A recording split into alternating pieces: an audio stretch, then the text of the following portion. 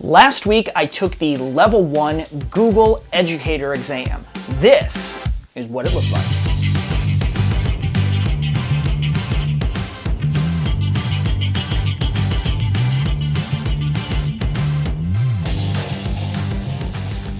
All right, well, it wasn't quite that fast, but you get the general idea.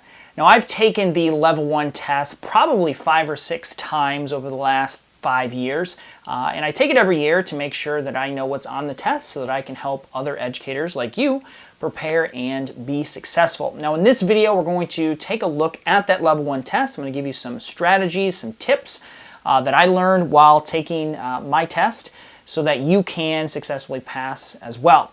Now, there is one major thing we need to talk about right at the beginning. Google has changed testing providers for the Level 1 test. This is new as of June 2020. They are now using a company called ProctorU to administer the Level 1 and Level 2 certification test.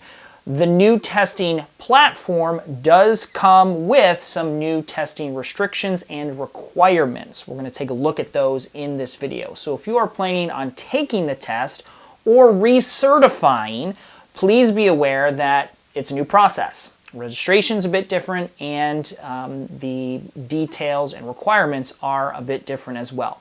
Now, in this video, I'm not going to be sharing specific questions with you. When you register for the test, you do sign a non-disclosure agreement in which you promise not to divulge the contents of the exam. So if you're here looking for me to tell you what exactly is on the test, it's not going to happen. I am going to give you some general principles that will hopefully help you be successful. Now, first thing I want to do is kind of take a review of what type of questions were on that test. I do this every year. I'm not going to tell you the specific questions, but I do keep just a tally list of how many questions were asked about Gmail, Calendar, Drive, etc. So here is the list of the number of questions that I received on the 2020 version of the test. First off, I did receive 2 questions related to Google Meet. Now, this is significant because I did not receive any questions on Google Hangouts. As you may have heard, Hangouts is going away. It's being replaced with Google Meet. So the test does not reference Hangouts anymore, only Google Meet. The Meet questions I got were primarily in the context of Google Calendar. Moving on, Gmail and Drive are probably kind of the anchor tools within the test, so you're going to expect a lot of questions on both of those products.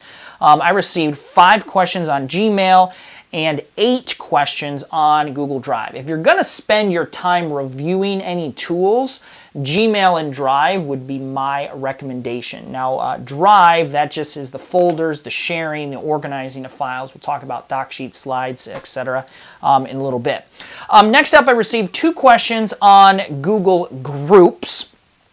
Groups is a tool that many educators are not familiar with. And that's another tool you may want to look at, not because you get a lot of questions, but just because it's not something you're going to use on a regular basis. I received 3 questions on Google Chrome, 3 questions on Google Classroom, which was a lot less than I was anticipating. Classroom did not have a lot of questions related to it. My guess is that because Classroom has changed so much in the last 6 months or so, they just haven't had time to update the exam. Just my speculation.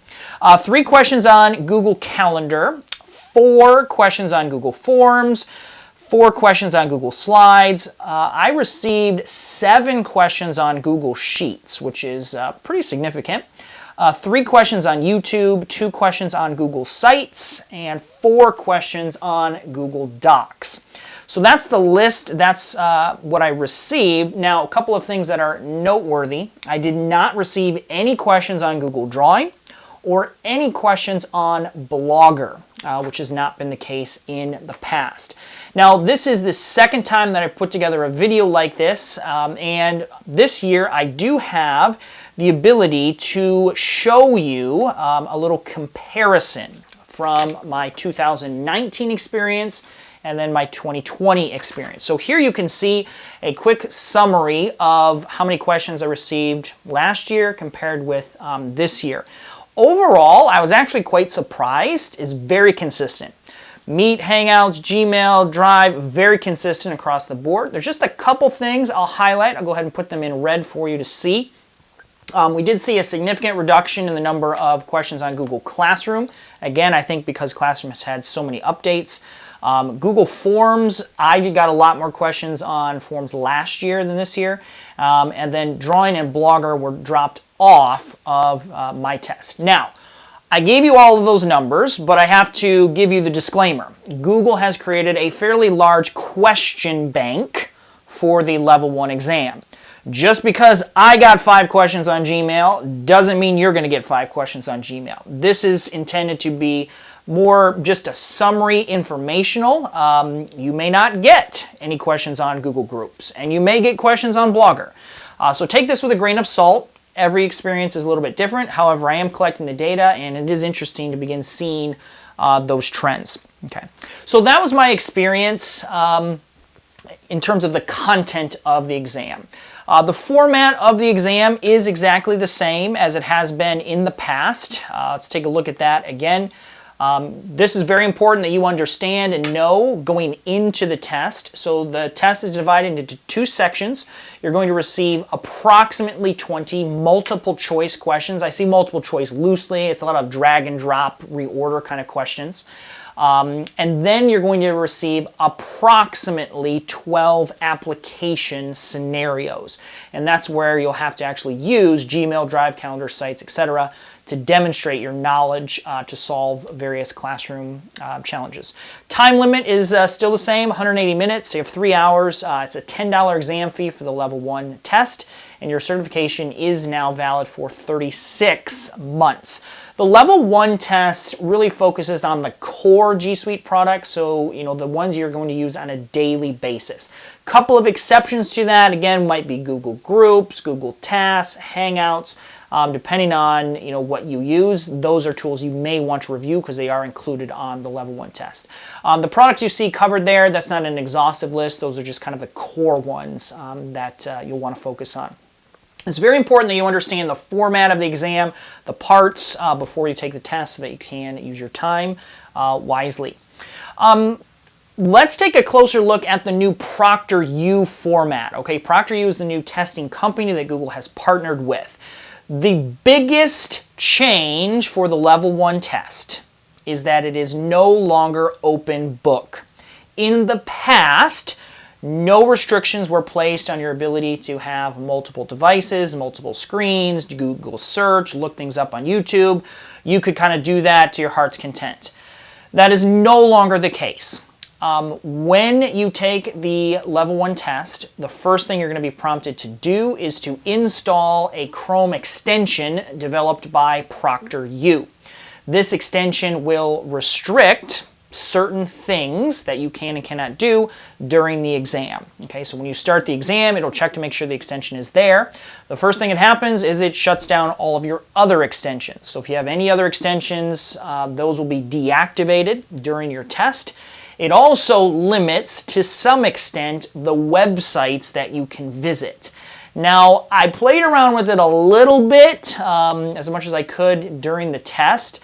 Obviously, a lot of websites are available, like you have to use YouTube, you have to use Google Drive, Calendar, Gmail, like all the Google products are open. You can get to a Google search page, because one of the questions, it asks you to do a search. You can get to the Google search page, but if you click on a link to some random website, it will not allow you to go there. It closes the tab immediately. So it is limited. It's restricting your ability to kind of research during the test. There's been a lot of debate about this in the Google Certified Trainer communities that I'm a part of. A lot of people argue that being an effective searcher is part of being a Google Certified Educator, and I certainly would agree with that. I actually wasn't terribly annoyed by the closed book nature of it. There's really not time to do a lot of web searching, and I didn't find any of the content to be overly complex that I felt that I had to look something up. But something to be aware of, especially if you're recertifying, just be aware that it's different than how the test has been in the past. A couple other noteworthy things to mention about the new ProctorU format. They're going to make you go through a system check to make sure that you have all of the required system capabilities for the test, bandwidth, processor speed, etc., have that extension installed. When they do that, they will also look to see if you have a second monitor set up. So I have a second monitor here, and I've always kind of done this, for testing. It's really helpful. You can do research on one monitor and then have your test questions on the other. You cannot do that with ProctorU. It will identify that second monitor and make you unplug it before you can begin the test. Another thing to note, when you read through the exam information, it tells you what to expect and what to prepare for. It does mention that you're going to be required to take a picture of your desk area and upload that picture to make sure, to prove that you have no unauthorized testing material, a second device, or anything like that. It said that when I got the email and the instructions, but I was never asked to do that. It, to me, does seem like they are expecting that your desk will be clear, and again, you will not have a second device available during the test. In the past, a lot of people have recommended having two devices, one to do research and a second to actually take the test. Based on the information ProctorU was giving us, I don't think you should go in with that expectation. So those are a couple of major changes for 2020 related to that level 1 test. One final one I will mention, this one's kind of disappointing. Exam results are no longer instant. On the old test, you completed the test, you click submit, you would wait like 5-10 minutes, and you would get your exam results. Unfortunately, you now will need to wait up to 7 days before your exam results are provided to you.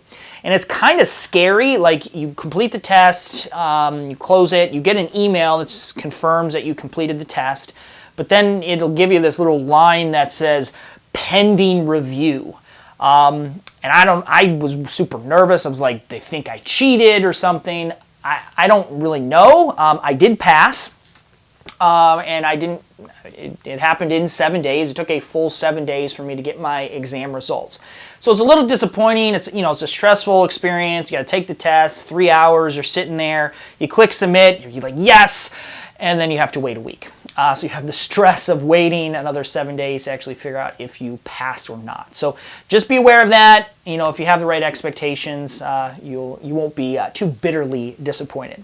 So that's a little bit about the exam format. I do want to give you a couple of tips and ideas for preparing for the test.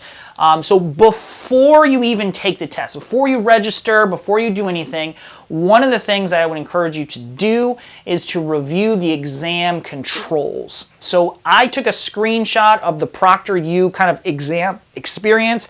I hid all of the test questions so that you can't see those, but it's good to know where the buttons are. There is a timer that shows you how much time you have left, reviewing, like there's a whole detailed thing. Here's a screenshot of it.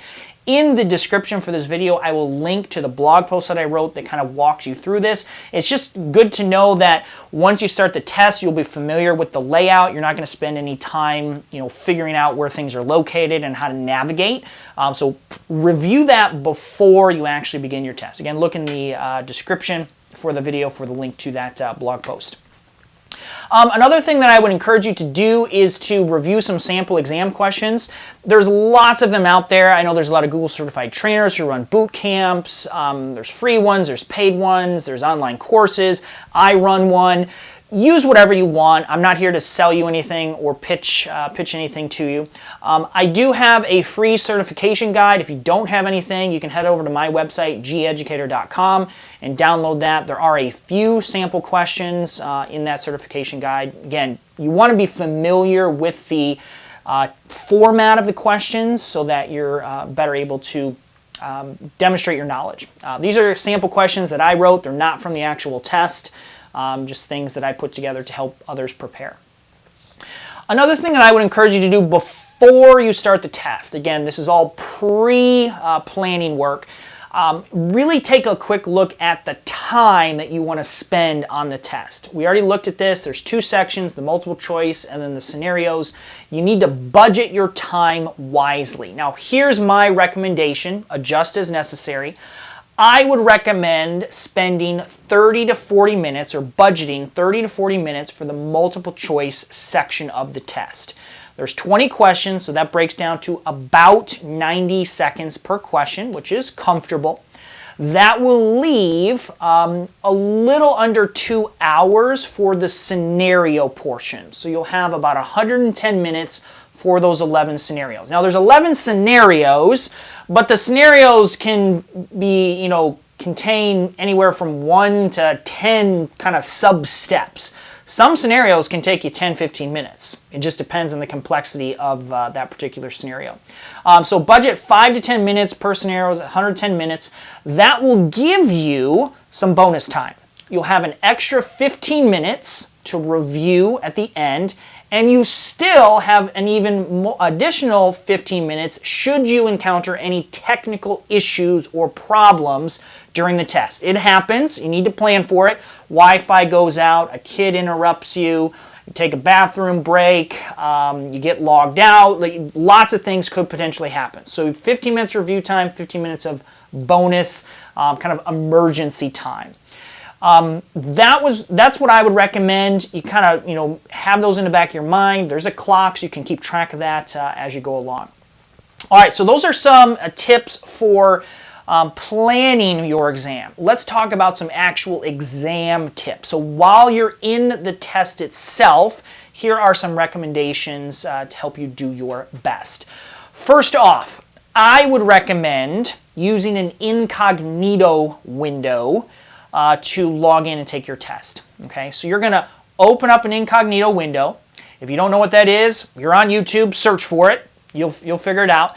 Open an incognito window and then go to ProctorU, register, sign up for your exam, sign in, go. Okay? An incognito bypasses all of your cookies, browser history, personal settings, extensions, all of that, and will just eliminate a lot of potential tech issues that could happen. Okay? So that's my recommendation. I did not do that when I just took my test, and I actually had an issue, which I'll talk about here in a minute. Second tip, okay, this is from personal experience. The first page you get to once you start your exam is going to give you a special Google username and password. That's the test ID that you will use to complete your level 1 exam. Write that down, okay? You will be able to see the username, but you won't be able to get to your password. And so you want to make sure that you have your password available so that you can reuse it if you get logged out in the future.